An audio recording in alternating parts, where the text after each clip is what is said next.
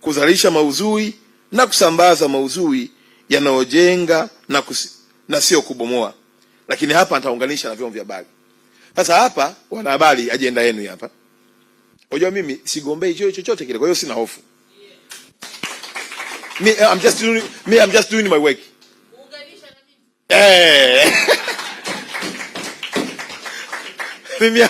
Mimi hapa, mimi ndoto yangu ni moja tu. Nikikabidhiwa kazi, niifanye kwa ukamilifu. Mpaka huyo Mungu wa mbinguni aseme naam, umeona mkono wangu, umemwona kijana wangu Makonda. Hiyo ndio furaha yangu.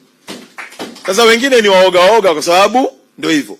Wana habari, mmekubali kurusha asilimia kubwa ya maudhui ambayo yana mkanganyiko, na furaha ni tukio baya. Yaani akifa mtu hapa, uko tayari kurekodi na kusambaza. Ukisikia fulani kafumaniwa, hiyo ndio story.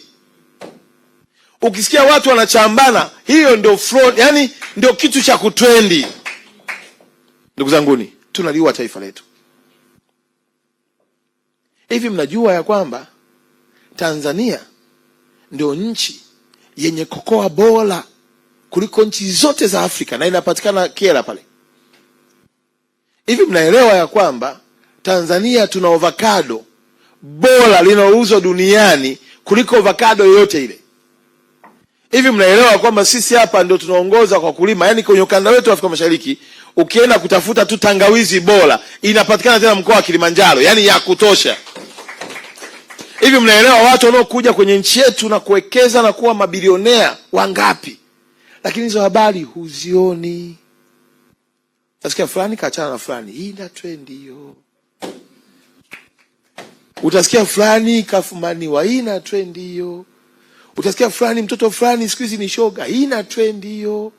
Hayo yote yanapelekea sasa hata viongozi kuanza kutafuta ajenda itakayomfanya naye atrendi. Hamuoni ni hatari hiyo?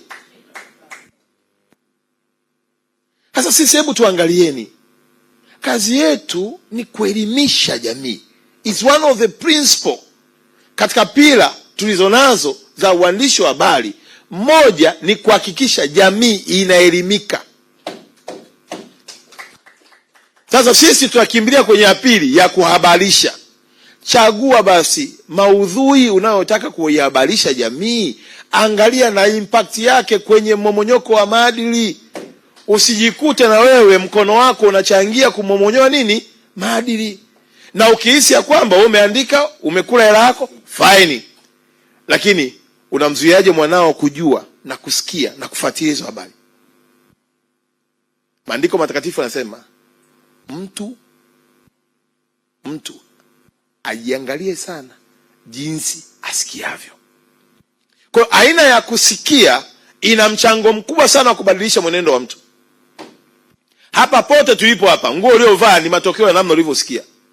Ulisikia juu ya rangi, ulisikia juu ya design, ulisikia juu ya tukio, ulisikia, yani hivyo ulivyovaa hivyo ni matokeo ya mtu mmoja alikusikilizisha wewe mpaka ukaamini ya kwamba nikivaa hivi nitaonekana smart. Yani kiufupi huyo mke uliye naye ni namna ambavyo ulivyokuwa unasikia. Ukisikia tu kabila fulani sio nzuri, utakimbia. Yani ukimwona hata kama hilo kabila huyo mwanamke hana kosa lolote lile, lakini kuna mtu alikwambia tu kabila hilo sio nini? Sio la kuoa. Vio tulivyosoma ni namna tulivyosikia. Unapewa taarifa, unasikiliza, unafanya maamuzi. Kazi tulizonazo hizi 99% tunazo kwa sababu ya namna ambavyo tulivyosikia. Hasa ombi langu ni kwamba wanahabari ndio mmepewa fursa ya kusema watu wasikie. Hebu tubadilishe narrative. Tubadilishe namna ya kuwapa watu habari. Mimi ni matamanio yangu ifike hatua, na bahati nzuri kesho waziri mkuu amenituma kwenda kumwakilisha kwenye siku ya uhuru wa habari. Ni matamanio yangu makubwa kabisa ya kwamba sasa wanahabari tujikite kwenye habari zitakazobadilisha jamii kimaadili, na kuonyesha fursa za kiuchumi, kwa sababu hakuna familia ambayo haitaki pesa. Na nchi yetu kwa sababu ni tajiri wa kila resource, tuwaonyeshe watu. Leo hii wizara yetu tu ya michezo hapa, nimemwona kijana ametoka kule, amechukua mikanda miwili, katwanga watu ngumi kule kwa knockout. Ona heshima aliyopokelewa pale uwanja wa Taifa. Fikiria angelikuwa mwanao anarudi nchini anapokelewa kwa heshima namna hiyo, ungejisikia fahari.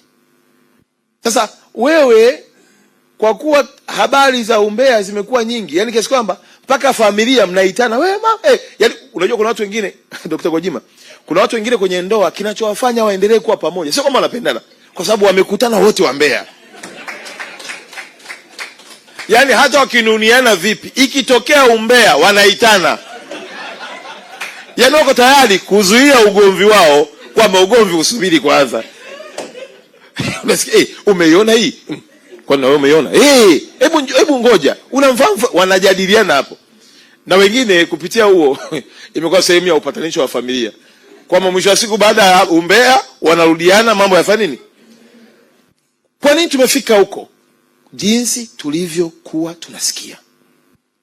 Mtoto akikaa kwenye familia akasikia ugomvi wa baba na mama, ugomvi wa baba na mama kila mara, hata akija kuwa mtu mzima, kwake ugomvi ni sehemu ya familia yake. Na ndio maana sisi zamani tuliokulia kijijini hatukuwahi kushuhudia baba na mama wanagombana. Wazee wetu walitafuta namna ya kudili na matatizo yao, sio mbele ya watoto.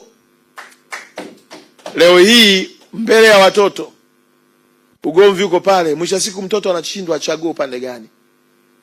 Na akija kufikia watu wa kuchagua upande, ule upande alioacha na kuchukia unakuwa ni upande adui. Hata akija kuingia ofisini kama hapa wizarani, akiwaangalia hivi anawafananisha na baba yake ofisini, nyumbani. Chuki alionayo ni hatari. Kwa hiyo niwaombe sana wanahabari, tusaidieni kubadilisha fikra za taifa letu. Tusaidieni kuwa na mchango chanya kurudisha nchi yetu kwenye maadili ya taifa letu. Tusaidieni. Na sasa kwenye habari tuna ndugu zangu wa mitandao ya kijamii, ambao pia serikali ya Rais Samia ndio ilitoa fursa mfanye kazi zenu. Lakini pia ameendelea kutoa fursa ya kupunguza hata kodi mko mnalipa kutoka milioni 1 kuja mpaka 100,000. Ametoa mpaka fursa ya kupunguza kutoka 500,000 kuja mpaka shilingi 50,000. Lengo lake Daktari Samia sio muwe wengi muitumie mitandao ya jamii kubomoa maadili ya taifa letu. Hapana. Lengo lake ni mpate kipato na ajira halali wakati mkishiriki katika ujenzi wa maadili ya nchi yetu. Wewe mwenyewe kabla ya kutafutwa na TCRA, kabla ya kuitwa na mamlaka, tafakari huu ujumbe nao nataka kuupeleka, ninataka kuachieve nini? Yani picha hii nao nataka kuisambaza, nataka kuachieve nini? Nimefika mahala, nimesikia hata jana tume ya Jaji Chande pale, watu wanatukana mpaka wazee wao. Kwa nini tukitofautiana kimawazo huo ugomvi? Kwanza kutofautiana kimawazo ndio ubora wenyewe wa taifa. Yaani mkiwa na mawazo tofauti, hapa tulivyovaa tu hivi tulivyovaa hapa, hii ni indicator nyingine ya kwamba hatuwazi pamoja. Sasa swali, kwa nini wewe uanze kumtukana mwenzako kachagua rangi yake leo amua kuvaa leo, afu uone ya kwako ni bora zaidi? Sasa ichukue hiyo picha mpaka imefika hatua tunawavunjia heshima wazee wetu. Hivi nafikiri hawa viongozi, mimi nakaga nasema hivi, watu wanafikiri uongozi ni jambo rahisi. Yaani uongozi sio kazi rahisi. Unavyomuona pale Daktari Samia alipo pale, ni kiongozi ambaye anapambana kuilinda heshima ya taifa hili kwa gharama kubwa. Leo nitawapa mfano mmoja mdogo. Mnakumbuka mwaka 2013-14 taifa la Tanzania lilikuwa mpaka 15 tulikuwa kwenye mchakato wa katiba mpya. Kipindi kile rais wa nchi alikuwa Daktari Jakaya Mrisho Kikwete. Sasa nataka nikupe mfano uone ya kwamba kumtukana kiongozi anayepambania taifa lako ni kujitafutia laana. Na hili najua watani wangu wakilichukua wasema, unajua mimi nasema kutukana, sisemi kukosoa. Tofautisha kati ya matusi na hoja. Kipindi kile 2013, 14, 15 tuko kwenye mchakato wa katiba mpya. Rais by that time Daktari Jakaya Mrisho Kikwete anaumwa na ripoti ya madaktari wanamwambia, mzee unapaswa kufanyiwa operation. Wakati wanawaza, ninapokwenda kufanya operation nchi yangu iko kwenye kipindi tensi kama hiki, na yaacha katika mazingira gani? Mzee wa watu alivumilia, akapambana mpaka ikafika hatua sasa anaona mchakato umefika kwenye stage nzuri, akaenda kufanyiwa operation Marekani. Alivorudi anaeleza, nimetoka kwenye operation kubwa, lakini sikusema na sikuacha mchakato huu kwa sababu nilijua mzigo huu uko mabegani mwangu. Sasa wewe hapo ukiumwa mafua tu kila kitu naahirisha, lakini yeye hana wa kumwachia huo mzigo. Leo hii wa Tanzania kwa namna yoyote ile, rais wetu anatamani ile Tanzania ambayo wakina mzee Nyerere, wakina mzee Mwinyi, wakina mzee Mkapa waliokuwa wanaiona, atufikishe kwenye hiyo Tanzania. Leo hii anapambana kujenga misingi ya dira ya 2050 kuhakikisha kwamba uchumi wa taifa hili unakuwa. Anapambana kuhakikisha kwamba taifa hili linatengeza fursa kwa kila kijana kujiajiri na kuajiriwa. Mtu yuko kwenye mtandao anatukana tu, yaani yeye anachokiona ni matusi tu. Tuwahurumieni hao viongozi wetu, tuatieni moyo kwa kazi walizokuwa nazo. Hapo tu kuna watu kwenye familia, kuna wakati unatamani kujitoa, yaani ile familia yenyewe, yaani una mjomba na kunyosha kuna wengine shangazi anakupelekesha, kuna wengine wifi, yaani unatamani ile ndoa si ibadilike.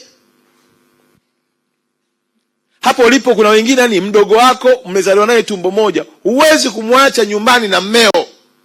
Unajua tu nikimwacha hapa nimepinduliwa. Sasa kwenye ngazi ya urais jamani na mimi. Kwa wakati mwingine mimi nakaa nasema, jamani hebu tuwe binadamu. Hebu mtu uliyempa nafasi ya kufanya kazi, mwachie basi nafasi afanye nini? Kazi yake. Sasa wanabali, ombi langu la kilio changu kikubwa ni kwamba tunawategemea katika haya mapambano. Na ukweli usiopingika, hatutaweza kuyalinda maadili ya Mtanzania kama vyombo vya habari, wana habari hawatakuwa pamoja na sisi. Yaani nyinyi ni nguzo muhimu sana. Wasukuma wanasema ni kama ni cornerstone basi ni wanahabari. Yaani nyinyi ndio daraja na msingi wa kuelimisha jamii na kuipa habari ambazo hivi, kwani tukiamua tu mambo ya ovyo tusiyatangaze, unafikiri kuna mtu ataendelea? Yaani wewe unajua kabisa kwamba huyu kafanikiwa kwa uzinzi, yaani huyu umaarufu wake kafanikiwa kwa uzinzi, unamweka kuwa kioo cha jamii. Hivi unategemea watoto wetu watakuaje? Sababu mtoto kila akiwaza hivi imekuaje? Huyu akipewa, yani faili likifunguka hivi, sasa mtoto mdogo wanakuwa inspired na watu wanaoona kwenye TV na kwenye mtandao wa kijamii.